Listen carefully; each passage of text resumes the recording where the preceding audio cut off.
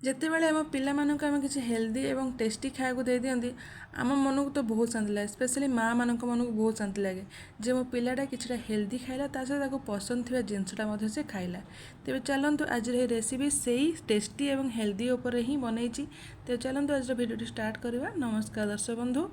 ତେବେ ଦେଖନ୍ତୁ ଏ ରେସିପି ଲାଗି ସେମିତି କିଛି ଖାସ୍ ଜିନିଷ ଆବଶ୍ୟକ ନାହିଁ, ସବୁ ନର୍ମାଲ୍ ଆମ ଘରେ ଆଭେଲେବୁଲ୍ ଥିବା ଜିନିଷ। ତେବେ ବେସନ, ଦହି ଏବଂ 4-5 ଘଣ୍ଟା ପାଇଁ ଭିଜି ନେଇଥିବା ଶାଗୁ, ତା ସହିତ ପରିବା ଭାବରେ ଏଠି ନିଆଯାଇଛି ଗାଜର, କ୍ୟାପ୍ସିକମ୍, ପିଆଜ, କଞ୍ଚାଲଙ୍କା ଏବଂ ଧଣିଆ ପତ୍ର। ତେବେ ସବୁ ବର୍ତ୍ତମାନ ମିଶାଇକି ଗୋଳେଇବା। ତେବେ ପରିବା ଭାବରେ ଚାହିଁଲେ ଆପଣ ଅନ୍ୟ ପରିବା ମଧ୍ୟ ଆଡ଼୍ କରିପାରିବେ। ଏଇ ଟାଇପ୍ର ଜିନିଷରେ ଯେଉଁ ଟାଇପ୍ର ପରିବା ମିଶିଲେ ଭଲ ଲାଗିବ ତା ଟେଷ୍ଟଟା, ଆପଣ ସେଇ ଟାଇପ୍ର ଜିନିଷ ବ୍ୟବହାର କରିପାରିବେ। ତା ମାନେ ନୁହେଁ କି ଜହ୍ନି, ଛଞ୍ଚିଣା ଇତ୍ୟାଦି। ତେବେ ଏଥିରେ ଆପଣ ଚାହିଁଲେ ଛୋଟ ଛୋଟ କରି ଆଳୁ କାଟି ପକାଇ ପାରିବେ କିମ୍ବା ଫୁଲକୋବି ଚାହିଁଲେ ମଧ୍ୟ ପକାଇ ପାରିବେ। ତେବେ ରସୁଣ ଟିକ୍ ଟିକ୍ କରି କାଟିକି ଏବଂ ଅଦାକୁ ମଧ୍ୟ ଛୋଟ ଛୋଟ କରିକି ବା ଟିକ୍ ଟିକ୍ କରି କାଟିକି ସେସବୁ ପକାଇ ପାରିବେ, କଦୁକସ କରିକି ସେସବୁ ମଧ୍ୟ ପକାଇ କରିପାରିବେ। ତେବେ ବର୍ତ୍ତମାନ ମୁଁ ଜଲ୍ଦି ଥିଲି ତ ଦେଖିଲା ବେଳକୁ ଫ୍ରିଜ୍ରେ ଶାଗୁ କିଛି ଭିଜା ହେଇକି ଥିଲା, ତ ସେଇଟାକୁ ହିଁ ବ୍ୟବହାର କରିଦେଲି। ଏତିକି ଜିନିଷ ଯାହା ଫଟାଫଟ ହେଇପାରିବ ଏଟାକୁ ପକାଇ କରିଦେଲି, ଆଉ ବେଶୀ କିଛି ଜିନିଷ ପକାଇଲିନି। ତେବେ ଏସବୁ ପକାଇ ସାରିଲା ପରେ ସେଥିରେ ପକାଇଦେଲି ଗୋଲମରିଚ ଗୁଣ୍ଡ, ତା ସହିତ ଲୁଣ ଟେଷ୍ଟ ହିସାବରେ, ଲଙ୍କାଗୁଣ୍ଡ ଏବଂ ହଳଦୀ ଗୁଣ୍ଡ କିଛି। ତେବେ ବିନା ହଳଦୀରେ ମଧ୍ୟ ଆପଣ ବନେଇ ପାରିବେ, କିନ୍ତୁ ଆମ ଓଡ଼ିଆ ଘରରେ ଅଛି ଯେ ଅଣହଳଦିଆ ଜିନିଷ ଖାଆନ୍ତିନି, ସେଇଟା କେବଳ ମୂର୍ତ୍ତିକା ବା କେହି ମରିଗଲେ ସେତେବେଳେ ଟାଇମ୍ରେ ହିଁ ଖାଆନ୍ତି ଏମିତି। ତ ଅଳ୍ପ କିଛି ହଳଦୀ ପକାଇ ଦେଇକି ତା ସହିତ ପାଣି କିଛି ଦେଇକି ତାକୁ ଭଲ ଭାବରେ ବର୍ତ୍ତମାନ ମୁଁ ମିଶାଇ ଦେବି।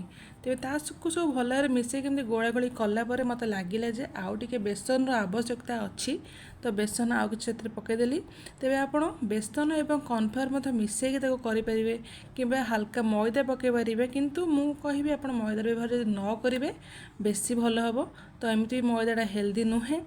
ତେବେ ଏସବୁକୁ ମିଶାମିଶି କରିକି ଭଲ ଭାବରେ ଗୋଳେଇ ସାରିଲା ପରେ ଆପଣ ଯଦି ଚାହିଁବେ ଏଥିରେ ପକୁଡ଼ି ମଧ୍ୟ କରିପାରିବେ, କିନ୍ତୁ ପକୁଡ଼ି ଲାଗି ଏଇ ଯେଉଁ ବ୍ୟାଟରଟା ଆମେ ଯେଉଁ ବନେଇଲେ ଯେଉଁଟା ଗୋଳେଇଲା ଟିକେ ଆଉ ଟିକେ ବହଳିଆ ରହିବ। ତ ତାକୁ ସବୁ ଗୋଳାଗୋଳି କରିସାରିଲା ପରେ ଦେଖନ୍ତୁ ପ୍ୟାନ୍ରେ ତେଲ କିଛି ଏମିତି ଏପଟ ସେପଟ କରିକି ଦେଇଦେଲି ଏବଂ ତାକୁ ବର୍ତ୍ତମାନ ଛୋଟ ଛୋଟ ବରା ସାଇଜ୍ରେ ଦେଇଦେବା। ତେବେ ପ୍ରଥମ ଭାରିଟା ମୁଁ ଏଠି ଯେଉଁ ଦେଲି ଟିକେ ତରତର ହେଲି ବୋଲି ମୁଁ ତାକୁ ପଲଟେଇଲା ବେଳେ ଭାଙ୍ଗି ଭୁଙ୍ଗି ଗଲା। କୁହନ୍ତିନି କି ମାନେ ଜଲ୍ଦି କାମ କଲେ ବେତାଳିଆ ହେଇଯାଏ, ତ ମୁଁ କହିପାରିଲିନି ସେଇଟା ଠିକ୍ସେ କ'ଣ ଆମର ଓଡ଼ିଆରେ କୁହନ୍ତି, କହିପାରିଲିନି, ଭୁଲ ଠିକ୍ସେ ମନେ ପଡ଼ିଲାନି। ତ ତରତର ହେଲେ ଆମ ସବୁ କାମ ମାନେ ବେକାର ହିଁ ହେଇଯାଏ। ତ ବିଲକୁଲ ତରତର ହେବେନି, ୟାକୁ ଛାଡ଼ିଦେବେ।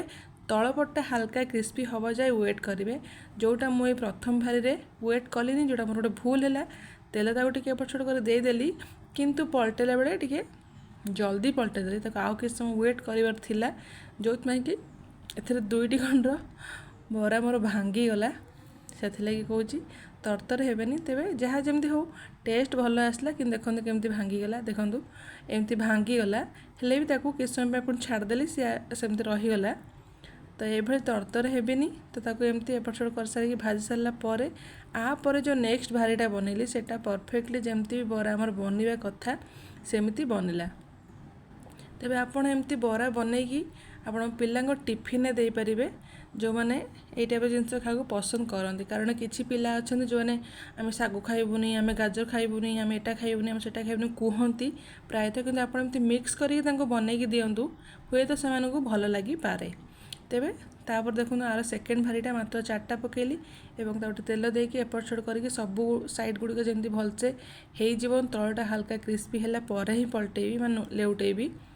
ତ ତାକୁ ଏପଟ ସେପଟ କରିଦେଲି ପ୍ରଥମେ ତେଲଟା ଟିକେ ଦେଇକି, ଯେମିତି ତେଲଟା ସବୁଆଡ଼େ ଯିବ ଏବଂ ସବୁଆଡ଼େ କ୍ରିସ୍ପି ହେଇଯିବ। ଟିକେ ଏପଟ ସେପଟ କରି ବୁଲେଇ ସାରିଲା ପରେ ଏବେ ଦେଖନ୍ତୁ ତାକୁ ଲେଉଟେଇଲି, ବିଲକୁଲ ବି ଆଉ ଭାଙ୍ଗିଲାନି, ଭଲ ଭାବରେ ଲେଉଟିଗଲା। ଏବଂ ତା ଆରପଟ ସାଇଡ଼୍ଟା ମଧ୍ୟ ସେମିତି, ଯେମିତି ବି ଆମେ ତେଲ ଟିକେ ଦେଇକି ତାକୁ କ୍ରିସ୍ପି ହେବାକୁ ଛାଡ଼ିଥିଲେ ଆରପଟ ସାଇଡ଼୍ଟା ମଧ୍ୟ ସେଇଭଳି ଭାବରେ ଲେଉଟେଇ ସାରିକି ତେଲ ଟିକେ ଦେଇକି କ୍ରିସ୍ପି ହେବା ଯାଏ ଛାଡ଼ିଦେବା ଏବଂ ଆମର ବରା ରେଡ଼ି ହେଇଯିବ। ତେବେ ଆପଣ ଚାହିଁଲେ ଏଇ ଯେଉଁ ବରାଟାର ମାନେ ଛୋଟ କରିପାରିବେ, ବଡ଼ ବି ମଧ୍ୟ କରିପାରିବେ, ଯେମିତି ଆମେ ଚକୁଳି ପିଠା ବା ରୁଟି ଅଟା ପିଠା ବନାନ୍ତି ସେଇଭଳି ଭାବରେ ମଧ୍ୟ ବଡ଼ କରିକି କରିପାରିବେ। ତେବେ ସେଇଟାକୁ ହେଇଗଲା ପରେ ସେସବୁକୁ ମଧ୍ୟ ବାହାର କରିକି ନେଇ ଆସିଲି। ତେବେ ଆପଣ ଅଧିକା ତା'ର ଲୁକ୍ ସୁନ୍ଦର କରିବା ପାଇଁ ଅଧିକା ଲଙ୍କାଗୁଣ୍ଡ ପକାଇ ପାରିବେ, କିନ୍ତୁ ଯେଉଁଟାକି ଦେହ ପାଇଁ ଭଲ ନୁହେଁ। ତ ଅଳ୍ପ କିଛି ଲଙ୍କାଗୁଣ୍ଡ ପକାଇ ଯେମିତି ବନେଇବେ, ଯେଉଁଟା ଭଲ ଲାଗିବ ଖାଇବାକୁ, ରାଗ ମଧ୍ୟ ହେବନି ଏବଂ ଦେହକୁ ମଧ୍ୟ ଭଲ। ତେବେ ଏମିତି ବଡ଼ ମଧ୍ୟ କରିପାରିବେ। ତ ସେମ୍ ପ୍ରୋସେସ୍ରେ କ୍ରିସ୍ପି କରିବେ ତେଲ ଦେଇକି। ତେବେ ତାକୁ ସବୁ ବନେଇ ସାରିଲା ପରେ ଟିକେ ଚିଲି ସସ୍ ଏବଂ ଟମାଟୋ ସସ୍ ସହିତ ନେଇ ଆସିବେ ଖାଇବାକୁ। ବହୁତ ବଢ଼ିଆ ଲାଗିବ ଖାଇବାକୁ। ମୁଁ ଏଇଟା ପ୍ଲାନ୍ କରିକି ବିଲକୁଲ ବନେଇନଥିଲି, ଦେଖିଲି ଶାଗୁ ଥିଲା ତ ଫଟାସ୍କେ ଯାହା ବି ମୁଣ୍ଡକୁ ଆସିଲା ସେଇଥିରେ ବନେଇଦେଲି ଏବଂ ତା ଟେଷ୍ଟଟା ବହୁତ ସୁନ୍ଦର। ମୋ ପୁଅ ପାଟିରେ ଦଉ ଦଉ କହିଲା ମାମା ଟେଷ୍ଟି, ମୁଁ କାଲି ଟିଫିନରେ ଏଇଟା ନେବି। ତ ପୁଣି ଥରେ ତା ପାଇଁ ସକାଳେ ଆଉ ଥରେ ଟିଫିନରେ ବନେଇବାକୁ ପଡ଼ିଥିଲା। ତା ଖୁସି ଲାଗିଲା, ତା ଖାଇବାଟା ଦେଖିକି ବଢ଼ିଆ ଲାଗିଲା। ତେବେ ଆଶା କରୁଛି ଆପଣମାନଙ୍କୁ ମୋର ଏଇ ଯେଉଁ ଶାଗୁର ରେସିପିଟା ବେସନ ସହିତ ଇତ୍ୟାଦି ପରିବାପତ୍ର ଦେଇକି ଯେଉଁ ମିଶାଇଲି, ମାନେ ମିଶାଇକି ଯେଉଁ ରେସିପିଟା ବନେଇଲି ଆପଣଙ୍କୁ ନିଶ୍ଚିତ ଭଲ ଲାଗିଥିବ। ତେବେ ଭଲ ଲାଗିଥିଲେ ଚ୍ୟାନେଲଟାକୁ ନିଶ୍ଚୟ ସବସ୍କ୍ରାଇବ୍ କରିଦେବେ।